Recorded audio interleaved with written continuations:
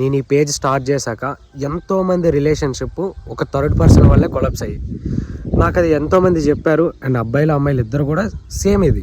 నేను లవ్లో ఉన్న వాళ్ళకి ఒకే ఒక విషయం చెప్తా, నీకు నీ పర్సన్ ఇంపార్టెంట్ అయితే ఆ థర్డ్ పర్సన్ కానీ మీరు వదిలేసుకోండి. అలా కాదు, మీకు ఆ థర్డ్ పర్సన్ గాడు ఇంపార్టెంట్ అంటే మీ రిలేషన్షిప్ని వదిలేసుకోండి. నేను రిలేషన్షిప్లో ఉన్న వాళ్ళకి ఒకే ఒక విషయం చెప్తా, థర్డ్ పర్సన్ అన్న వాళ్ళు ఎలా అయినా ఎంటర్ అవ్వచ్చు, ఎప్పుడు ఒకే ఇంటెన్షన్తో ఉంటారని లేదు. అది అంతవరకు ఉంటే ఓకే, అది ఇంకా అది దాటి వెళ్తేనే ప్రాబ్లం. అది ఎప్పుడు వెళ్తారో కూడా మీరు చెప్పలేరు. ఫర్ ఎగ్జాంపుల్, నీకు నీ లవర్కి ఏదైనా గొడవ అయిందనుకో, అది నువ్వు అవతల వాళ్ళతో చెప్పుకొని అది వాళ్ళకి అడ్వాంటేజ్ తీసుకొని తర్వాత ఏదైనా ఒక స్టెప్ జరిగిందనుకో, దాన్ని ఎవ్వడూ మార్చలేరు. అసలు మీరిద్దరు రిలేషన్లో ఉన్నప్పుడు థర్డ్ పర్సన్ ఎంటర్ అవ్వాల్సిన అవసరం లేదు. అదేదో స్టార్టింగ్ స్టేజ్లోనే ఉంది అని అనుకుంటే ఆ విషయం నీ పార్ట్నర్ నీకు చెప్పేటప్పుడు వాళ్ళని వదిలేసుకోండి.